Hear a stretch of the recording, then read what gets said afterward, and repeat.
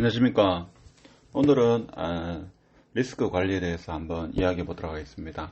최근에 언론지상에서 쉽게 말해서 시중에 풀린 유동성을 끌어들이겠다 이런 메시지로 여러 언론 매체에서 대출 중단과 금리 인상, 그리고 연내에 한 번 더 추가 금리 인상, 그리고 내년 상반기에도 추가 금리 인상을 할 것이다라는 이런 기사들이 많이 나오고 있습니다.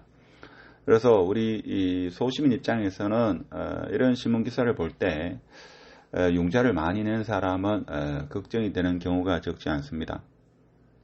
그래서 오늘 어떻게 보면 현실적인 입장에서, 지금 현재 입장에서 우리가 할 수 있는 리스크 관리에 대해서 한번 생각해보고, 향후에 미래적인 관점에서 리스크 관리 두 부류로 나누어 가지고 한번 생각해 보도록 하겠습니다. 알고 보면 여러분이 다 아는 내용이고, 근데 현실적으로 이렇게 우리가 생각하면서 투자를 하는지, 지금 우리가 일상을 살면서 리스크 관리를 하고 있는지, 리스크 관리라고 해가지고 있죠. 어제까지 안 하다가 오늘부터 당장 실행하기 그렇고, 이게 매달이죠. 일상화돼야 됩니다. 그래야지만 제가 볼 때는 위기가 오더라도 큰 문제가 없지 않겠는가, 그런 생각을 해봅니다. 신문을 보니까 IMF의 경고여가지고 미 연준 통화정책 전환 때는 신흥국이 긴축 발작을 일으켜서 견디지 못할 것이라는 이런 신문 타이틀이 경제신문지에 나오더라고요. 제가 생각해도 미국 연준이 테이퍼링을 한다라고 이야기하니까 한국은행에서 선제적으로 금리 인상을 한번 단행을 했습니다. 그렇죠? 그래서 미국 같은 경우에는 지금 현재 미국 연준에서 생각하는 것보다도 훨씬 빨리 지금 물가가 상승하고 있어서 통화정책, 긴축적인 통화정책이 조금 더 빨리 오지 않겠는가, 이런 의견을 제시하는 분도 있고, 그렇다 하더라도 23년쯤에 즈음에 금리 인상을 할 거다, 이런 의견을 내고 있습니다. 미국 같은 경우에는 금리를 한번 올리게 되면 단계적으로 연속적으로 이렇게 금리를 올리는 경우가 있었기 때문에, 한국 같은 경우는 그렇게 하기가 쉽지 않기 때문에 선제적으로 금리 인상을 했다, 이렇게 이야기하시는 분도 있습니다. 여하튼 간에 우리 소시민 입장에서는 어떻게 하면 리스크 관리를 할 수 있는가, 다 아는 내용이지만 같이 한번 보도록 하겠습니다. 미래 관점에서 리스크 관리가 필요하지 않겠나 싶습니다. 부동산도 분산 투자가 필요하다 이거죠.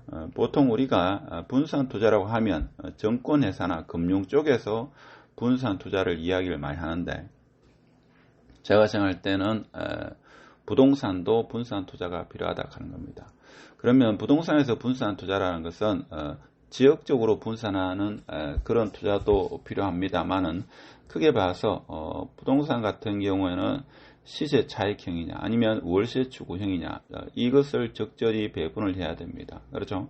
그래서 최근에는 시세 차익형으로, 특히 아파트 같은 경우에도 아파트가 시세 차익형의 대표적인 성격을 가진다, 이렇게도 볼 수 있겠죠.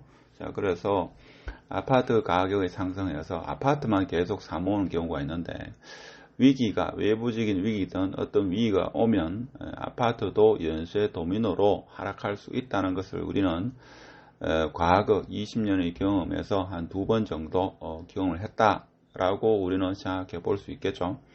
그래서 시세 차익형과 월세 추구형을 적절히 배분을 해야 된다 하는 겁니다. 물론 이게 미래 관점이기 때문에 앞으로 투자를 한다면 이런 것을 좀 생각을 해야 된다 이거죠. 그래서 너무 시세 차익형만 이렇게 생각하면 삶의 질도 그렇고 이렇게 심리적인 압박이 올 수 있다 하는 겁니다.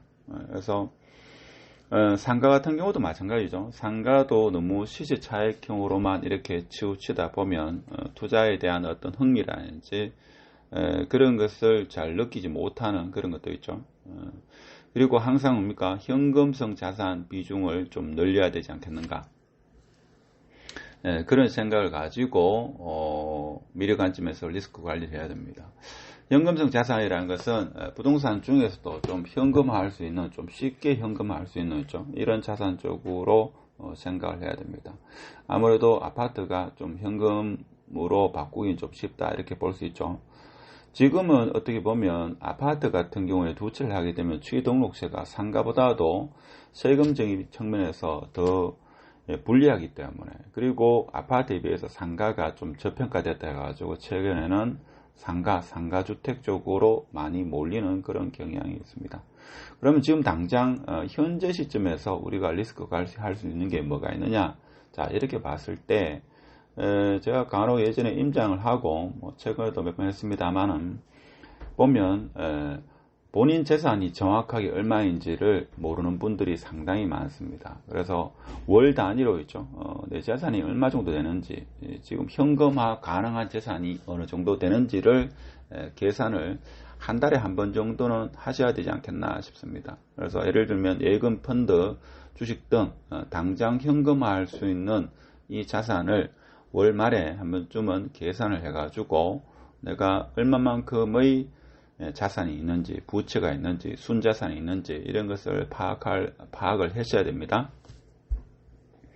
그리고 모두에 말씀드렸습니다만은 지금 금리 인상이라든지 여러 가지 정부 정책에 대비해 가지고 수입의 한 30에서 50%는 저축을 하시라 하는 겁니다. 물론 당장 저축을 이렇게까지 못 하셨다면 지금부터라도 평소에 한 20% 저축을 했으면 한 10%라도 더 저축하는 현금을 좀 더 확보하는 그런 전략이 필요하지 않겠나. 그래서 이 모든 것은 좀 더 보수적으로 접근하시라 하는 겁니다. 물론 본인이 있죠.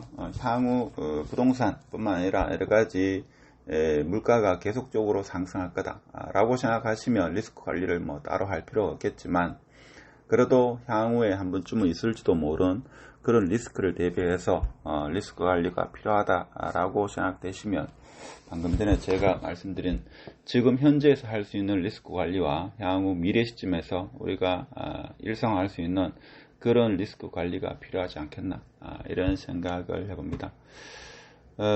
최근에 여러모로 있죠. 코로나 상황에서 자영업자도 힘들고 많은 분들이 힘든 가운데에서 정부에서 물가가 너무나 상승해서 금리를 인상하는 그런 원인 중에 하나가 있는데, 혹시도 닥쳐올지도 모를 그런 외부적인 어떤 충격에 대비하는 그런 필요가 있지 않겠나 싶어서 오늘 영상을 한번 찍어봤습니다. 끝까지 시청해서 감사드리고 마치도록 하겠습니다.